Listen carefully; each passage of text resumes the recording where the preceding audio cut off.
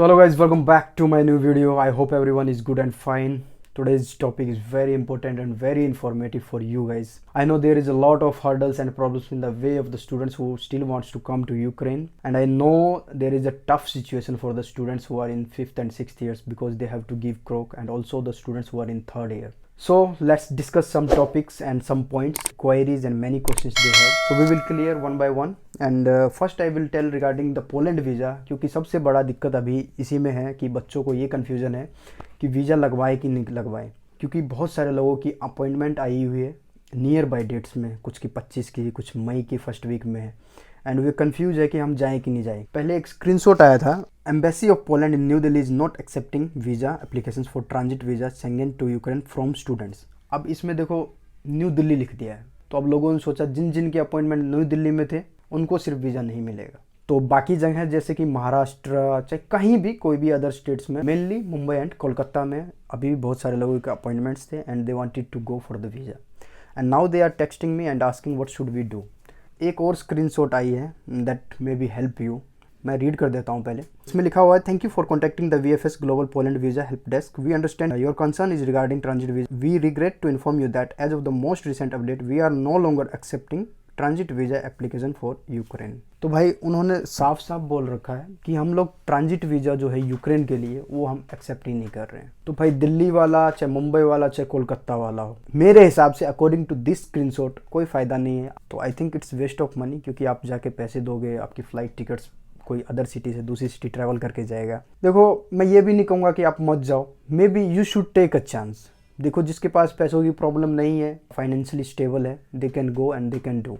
May be क्या पता लगाने के बाद वीज़ा आ जाए 1-2 महीने बाद, लेकिन मैं उनको ज़रूर कहूँगा जो फाइनेंशियली बहुत ज़्यादा अनस्टेबल है एंड फ़्लाइट टिकट्स बुक करनी पड़ेंगी, उसके बाद उनको जाना पड़ेगा, है ना। तो उनके लिए मैं ये बोलूँगा you can decide better, but what I have queries, what I have information, I deliver to you. Now it's your choice what you want to do. तो एक बंदे ने मेरे को लिखा कि भैया क्या रोमानिया का वीज़ा वापस से खुल गया है क्या, and he send me a screenshot regarding that he was filling the form.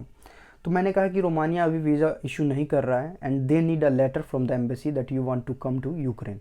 अगर आपके पास लेटर है, क्योंकि आप देखो फॉर्म भर दोगे, आई told what will be the next after form you have to go to the embassy and they will ask for that application form, and I don't know about that कि Romania visa दे रही है कि नहीं, even I am not confirm, क्योंकि बीच में totally stop कर दिया था, बट उन्होंने कहा कि वेबसाइट पे चालू कर दिया है, तो you can go for that. अब एक नया रूट है ऑस्ट्रिया, उसके थ्रू आ सकते हैं कि नहीं, बहुत सारे लोगों की क्वेरीज है। तो मैं ये कहूँगा यार, Austria is a Schengen country and आप कोई भी शेंगन कंट्री के थ्रू आ सकते हो। आपके पास अगर किसी शेंगन कंट्री का वीज़ा है यू कैन ट्रांजिट, लेकिन यार वो शेंगन वीज़ा आपको मिलेगा कि नहीं मिलेगा वो उसके बारे में कौन जानता है। अगर मिल जाता है तो भाई best of luck, congratulations in advance. Again कोई भी शेंगन वीज़ा देखो चीप तो है नहीं एंड बहुत सारे प्रोसीजर्स के थ्रू आपको गुजरना पड़ेगा। And one more thing I want to say, like वो लोग ये बोलते हैं कि शेंगन वीज़ा मिल जाता है ऑस्ट्रिया का तो हम लोग ट्रांजिट कर सकते हैं कि नहीं। Of course you can transit, आपको वहाँ से आप हंगरी आ सकते हो इजीली, क्योंकि आपके पास शेंगन वीज़ा है तो आप हंगरी आ सकते हो, एंड हंगरी से 3rd कंट्री में आपको ट्रांजिट करना है, जैसे कि यूक्रेन। तो आपके पास उस कंट्री का डॉक्यूमेंट होना चाहिए, तो आपके पास डॉक्यूमेंट है, आप स्टूडेंट हो, TRC है आपके पास, स्टूडेंट कार्ड है ना, तो आप ट्रांजिट कर सकते हो easily. Now let's talk about, एक का मैसेज है कि I have VFS appointment of Schengen others on May 1st of Poland, as of now they intimated that they stop giving visa in I am totally confused. I told about this already. अभी बीच में बहुत सारे लोगों ने rumour फैला दिया था कि मोल्दोवा का वीज़ा फिर से स्टार्ट हो गया। उसके रिगार्डिंग मैंने क्लैरिफिकेशन दी थी कि भाई इंडिया से कोई भी वीज़ा नहीं मिल रहा है मोल्दोवा के रिगार्डिंग। तो एक बंदे ने अभी मेरे को टेक्स्ट किया था एंड मैं खुद हैरान हूँ इस बात को देखकर। Has anyone recently got visa from Dubai?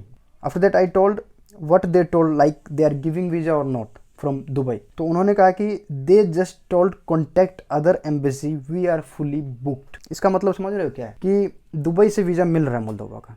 So I think maybe they started issuing the visa, but I don't know about the India और from the India you will get और not. Maybe you can try. अब कुछ student है, देखो I know everyone is in problematic situation, everybody wants to come, लेकिन उनको रास्ता ही नहीं मिल रहा, उनको तरीका ही नहीं मिल रहा, कैसे आए नहीं आए, कैसे क्या तरीका है। Every time they are asking like what we have option. तो एक बंदा है, उन्होंने टेक्स्ट किया, 6th कोर्स के हैं, उन्होंने कहा कि we have our Ukraine visa. कईयों के तो वीज़ा लगवाने पड़ रहे हैं क्योंकि TRC एक्सपायर हो गया है। तो क्या लीगल वे है कि हम लोग यूक्रेन आ सकते हैं। तो मैंने कहा कि रोमानिया अगर वीज़ा दे रही है, क्योंकि उन्होंने कहा कि रोमानिया वीज़ा दे रही है, कोई बंदा है जो गारंटी लेके 50,000 में वीज़ा लगवा रही है। तो मैंने कहा कि भाई मेरे को ये बात नहीं पता है कि वीज़ा देगा कि नहीं देगा वो, अगर वो गारंटी ले रहा है तो you can go for that, either give me the number, I will check और I will confirm from him like how they are giving visa. क्योंकि उन्होंने कहा कि हम लोग लेटर खुद से बना के देंगे ताकि आपको बॉर्डर पर क्रॉसिंग में कोई दिक्कत नहीं होगी। After that I ask again कि आपको पता चला कुछ उस वीज़ा के बारे में, तो उन्होंने कहा कि भाई वो फेक आदमी निकला, ठीक है, क्योंकि उससे पहले जिन बंदों के वीज़ा लगवाए हैं मैंने उनके बारे में पूछा कि जिनके आपने वीज़ा लगवाए हैं can you pass the details, तो उन्होंने मना कर दिया एंड कोई रिप्लाई नहीं किया। तो मैं पहले ही बोला था कि भाई ऐसा कुछ नहीं है, अगर कोई भी वीज़ा ऑन होता है इतने सारे स्टूडेंट्स हैं इजीली पता चल जाएगा। So guys at the and I will say one thing, देखो अभी कोई भी पॉसिबल वे नहीं है। आपको लग रहा होगा कि मोल्दोवा ऑन है, रोमानिया ऑन है, प्लीज़ स्कैम से बचो यार, बहुत सारे लोग हैं, बहुत सारा पैसा लूट रहे हैं, ठीक है। अगर कोई पॉसिबल वे होगा तो ज़रूर मैं बताऊंगा अपनी वीडियो में। And who are texting me, believe me most of the time I am replying, and कुछ को अगर मैं रिप्लाई नहीं कर पाता हूँ, सेम से मैसेज होते हैं इसलिए मैं शायद मेरे नहीं रिप्लाई कर पाता हूँ, लेकिन most of time I am replying all the students, क्योंकि मेरे को पता है कि अभी किस सिचुएशन से गुजर रहे बच्चे। क्योंकि मेरे पास अभी कुछ दोस्तों के कॉल आए एंड कुछ स्टूडेंट्स के भी कॉल आए कि भैया अभी हम लोगों की ऐसी सिचुएशन हो गई है, हर टाइम हम लोगों को एनजाइटी है, टेंस सिचुएशन में है हम लोग, यू नो फैमिली रिलेटिव्स आस पड़ोस के बहुत सारे लोग हैं, बहुत सारी क्वेश्चन क्वायरीज एवरी टाइम पूछते रहते हैं। इवन मैं जब वॉर के टाइम में इंडिया में था तो पूछते थे क्या होगा अब तुम्हारा फ्यूचर, क्या करोगे, कहाँ जाओगे। तो I can understand, I can feel the pain. तो अब क्या है ना कि बहुत सारे लोगों का है ना वो चेंज होने लग गया है माइंड, वो लोग सोच रहे हैं कि मैं ट्रांसफ़र लूँ and they are searching for the good countries, कहाँ ट्रांसफ़र लेना चाहिए। तो मैं उनको एक ही बात कहूँगा यार देखो, अगर पॉसिबल वे है यूक्रेन आने का तो वेट 2-4 महीने और देख लो, क्योंकि सितंबर से नया सेशन शुरू होने वाला है, ठीक है, आप आ सकते हो। अगर फिर भी आपको रास्ता नहीं मिल रहा है तो आप सितंबर से ही न्यू इनटेक भी होगा अदर यूनिवर्सिटी में जो ट्रांसफर स्टूडेंट जाना चाहते हैं। So they can search the colleges, अभी से सर्च करना शुरू कर दो, जिनको ट्रांसफ़र लेना है, जिनको नहीं लेना उनकी तो बात ही नहीं है। आप अच्छा कॉलेज देखो, ऐसा नहीं है कि बहुत सारे लोग दूसरी यूनिवर्सिटी में जाने के बाद पॉजिटिव रिव्यू दे रहे हैं। इवन आपने मेरे वीडियोज़ में भी देखा होगा, मैं जिनसे बात करता हूँ वो सब खुश हैं, बोलते हैं कि अब समय के हिसाब से चेंज करना ही पड़ेगा, क्या कर सकते हैं, अगर नहीं चेंज करेंगे तो पीछे रह जाएंगे। ऑफकोर्स यार जो इंडिया में अभी ऑनलाइन कर रहे हैं क्या ही सीख रहे हैं, ठीक है, ऑनलाइन पढ़ रहे हैं, समझ में आ रहा है, लेकिन सिचुएशन कैसी हो गई है तो आपकी डिग्री ऊपर कितने सारे सवाल उठ सकते हैं, कल को आपकी डिग्री को वैलिड करेंगे कि नहीं करेंगे, तो बहुत सारी दिक्कतें हैं। तो आपको मूव ऑन करना चाहिए एंड मैं तो यही कहूँगा यार, जिनको मूव ऑन करना है अभी से डिसाइड कर लो, क्योंकि आपके पास टाइम बहुत कम रहेगा। एंड सेकंड थिंग, बहुत सारे लोग हैं जो बोलते हैं कि क्रोक की वजह से भी हम लोग ट्रांसफ़र लेंगे, तो प्लीज़ यार ऐसा मत करो यार, प्लीज़ आप लोग क्रोक दो। हाँ आई नो कि जो इंडिया में है उनको आने में दिक्कत होगी, क्रोक कैसे देंगे, बट मतलब यूक्रेन जो मिनिस्ट्री है वो बोल रही है कि हम कैसे न कैसे कंडक्ट करवाएंगे क्रोक को। तो अगर इंडिया में या अदर जो भी कंट्रीज XYZ उनमें क्रोक कंडक्ट होगा तो दे कैन अपीयर। मैं तो ये कहूँगा तैयारी करो, पास करो क्रोक को, एंड जैसा जो हो सकता है करो। एंड जिनको ये लग रहा है कि नहीं हम तो क्रोक में फेल होने के बाद ही ट्रांसफ़र लेंगे, तो भाई उनके लिए भी अपना अपना डिसीजन है, सबकी अपनी अपनी राय है। नाउ क्रोक का कंफर्मेशन जो है 4th ईयर वालों के लिए अभी तक नहीं आया, बट हाँ क्रोक हो सकता है, आप तैयारी शुरू कर दो, क्योंकि ये एकदम से 2 हफ्ते 3 हफ्ते पहले बोल देते हैं। सो इट्स बेटर कि आप तैयारी करते रहो, ऐसा मत सोचो कि नहीं होगा, 90% ये लेके चलो कि हो सकता है ना। तो आप अगर हो सकता है तो अरे यार कुछ पढ़ोगे तो उसमें नॉलेज ही मिलेगी ना, कोई भी चीज़ की तैयारी करते हैं तो क्या होता है उससे सीखते ही है ना। क्रोक हो या ना हो बात की बात है, लेकिन पढ़ो तो गए, एटलीस्ट रेगुलरिटी तो बनेगी आपकी।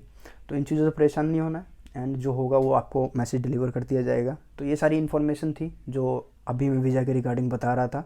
And at the end again अभी कहूँगा अभी पॉसिबल वेज कुछ नहीं है गाइज, ठीक है। शेंगन कंट्रीज़ का अगर वीज़ा मिल जाता है, अदर देन अभी पोलैंड तो टोटली क्लोज हो गया है, ठीक है, अदर देन पोलैंड अगर किसी कंट्री का मिल जाता है तो best of luck. And so I hope you like the video, and if you like the video, you like the information, please share this information to all the students and it will help a lot, क्योंकि बहुत सारे लोगों को अभी भी नहीं पता है कि पोलैंड का बंद हो गया है, क्योंकि अपॉइंटमेंट के चक्कर में वो लोग भी अभी पड़े हुए हैं, है ना। तो वो लोग कोई अदर पॉसिबल वे होगा तो उसकी तरफ जाएंगे एंड स्कैम से बचेंगे, ठीक है। तो इस वीडियो को लाइक ज़रूर करना यार, एंड चैनल पर नए हो तो सब्सक्राइब जरूर कर देना। चलो मिलते हैं अगली वीडियो में, तब तक के लिए take care and bye bye.